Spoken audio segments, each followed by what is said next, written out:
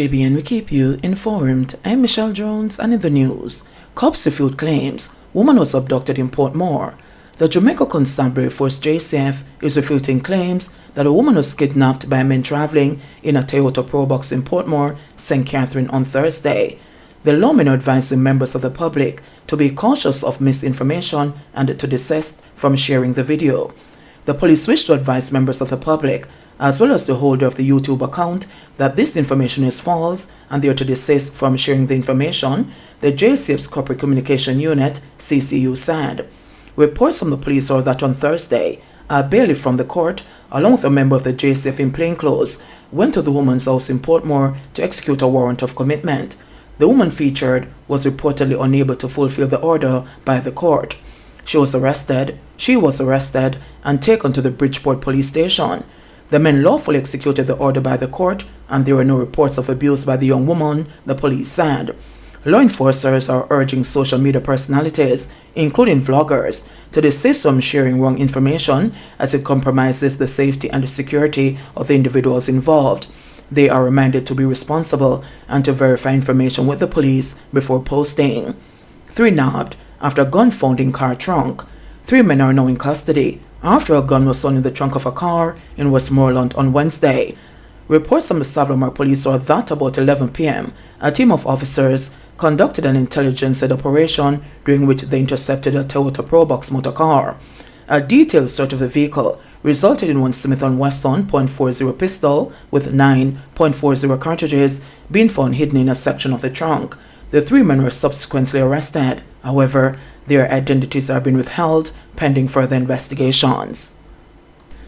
18-year-old accused shooter paralyzed during tussle with victim in St. Mary incident. An 18-year-old who is accused of shooting a man in his neck in St. Mary last month was reportedly paralyzed during the same incident after a tussle with the victim. Miguel Francis, otherwise called Michael Yuan, a carpenter from Greenwich Street, Kingston 14 and Dover District, slapped with several gun-related charges, was charged after a man was shot and injured on July 17 in Dover District in Anota Bay. Francis was reportedly shot during this same incident, which resulted in him being paralyzed from the waist down. He is charged with wounding with intent, with the use of a prohibited weapon, unauthorized possession of ammunition, possession of a prohibited weapon, and using a firearm to commit a felony. Reports were that about 10 p.m., a construction worker was at home when he heard a strange sound outside and went to investigate. It is reported that the construction worker was approached by a gunman who shot him in the neck. The injured man then held onto the gun and a struggle ensued and another round was discharged. The injured construction worker ran off and collapsed on the roadway and was assisted to the hospital where he was treated and admitted in serious condition.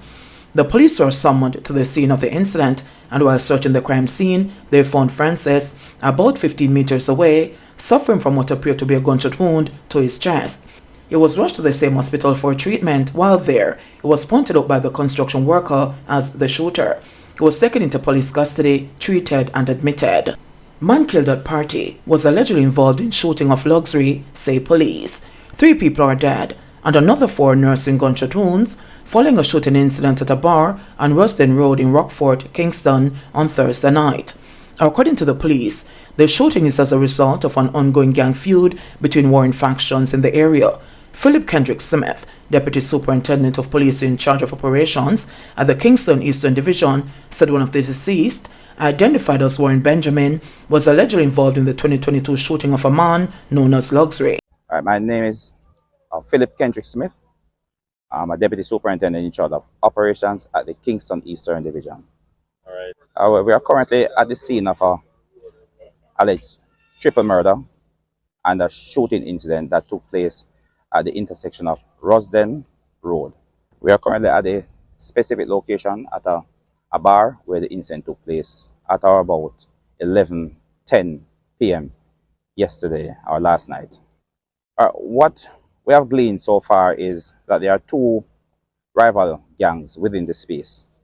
There was a shooting last year where a young man who is known by the name of, we know him as the name of Luxury, was allegedly shot and injured by Warren Benjamin, who is one of the deceased in this incident.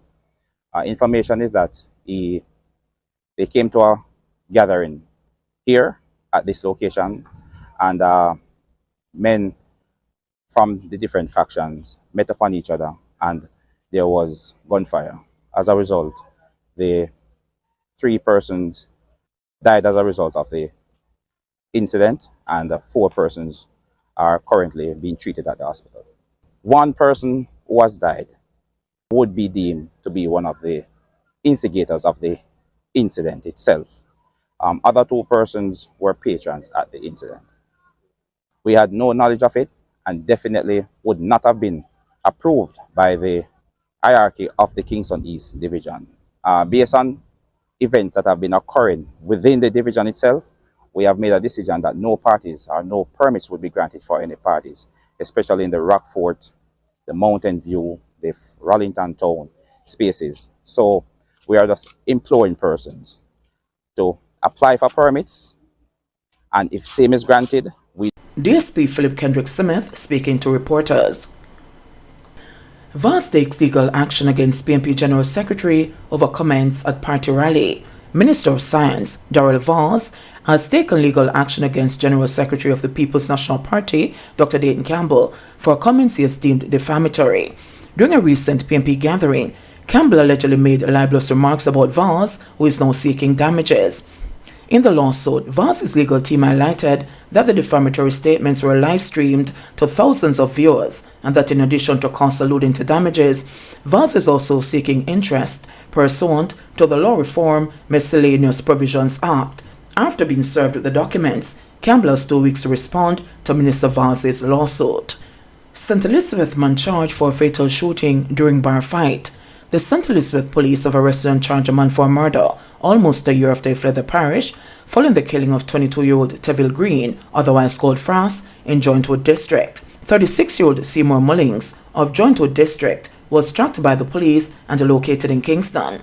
The Black River police say Green and Mullings were patrons at a bar in their community when an altercation developed between them. During the conflict, Mullings allegedly pulled a gun and opened fire, hitting Green before fleeing the scene. The police were summoned and Green taken to hospital, where he was pronounced dead on arrival. Mullings was arrested during an operation in Kingston on Monday. He gave a caution statement to the police and was later charged with murder, illegal possession of firearm, illegal possession of ammunition, and using a firearm to commit a felony. Man desperate to search for a vehicle after bust of Old Harbour car theft ring. Frederick Jackson turned up at the Old Harbour police station in St. Catherine on Thursday, clinging to hope that his Nissan Wing Road, stolen in Clarendon last December, was among vehicles recovered in a car stealing ring crackdown on Sunday in the parish. About 11:41 a.m. Thursday, he asked police personnel at the station if the mentioned model car was among the 11 reportedly recovered. After roughly 2 minutes, he was informed that the vehicle was not listed. Jackson said that on the night of December 22, 2022, car thieves poisoned his dog and made off with his vehicle. They carry the park in my yard. Them come and the first thing them do a pies me dog. If stranger come and the dog see them, him a go bark. Them pies them and keep him quiet. Me have the keys, everything for the car. So them get to the car, pull it and go in. The car have a kill switch on it. Either them drive it away or them take record take it up, Jackson said. He said that the hoodlums entered his yard, where he lived in Sandy Bay at the time, leaving him stunned when he woke up in the morning. The car just missing. I just a spot missing. Right down in the 22nd Christmas time on a Tuesday morning. Now I get nothing from a Mapen police or nothing, Jackson said. It was a recent newscast he heard that notified the public that a car stealing ring had been unearthed in Old Harbour, and he decided to, for the first time, act on it by making his own checks.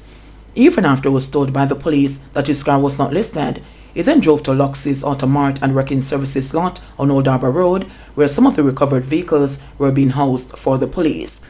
Jackson took his time wandering around on the outside of the perimeter fence, trying to get a glimpse of the cars and the parts seized on the inside.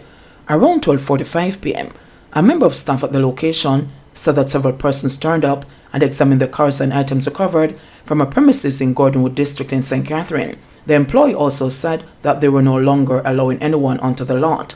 Jackson shared that part of the problem is that the illicit operations of car thieves involve several persons colluding and working in some remote areas to trade on the black market in auto parts. The police in St. Catherine have issued an appeal for citizens to take more care in securing their vehicles following the dismantling of the major car theft ring on Sunday. Following the operation, 2 men were arrested, according to Superintendent Upton Nicholson, head of the St. Catherine South Police Division. Nicholson said the police, following several leads, conducted a number of inquiries that led them to the area. The seized vehicles are 6 Nissan 80 wagons, a Nissan Tida, a Mitsubishi Lancer, 2 Toyota Wish, and a Toyota Avances. Along with these, the police also recovered a substantial cache of car parts, also believed to be stolen. The Old Harbour Criminal Investigations Branch has taken over the case and is currently conducting investigations into the operations. It was reported last week that the St. Andrew North Police, in seeking to curtail rampant car thefts in Havendale and Meadowbrook, have seen a ballooning of the practice in other sections of the division. Superintendent Tamika Service, head of the St. Andrew North Police Division, said that her team has formed a special unit to treat with these acts. Most of the vehicles that are stolen, they take them to both the St. Catherine and St. Andrew South Division, she said. The Old Harbour Police said their investigation into the recent bust is ongoing. JBN, we keep you informed. Please remember to subscribe, like, share, leave us a comment, and click the notification bell to receive our daily news items.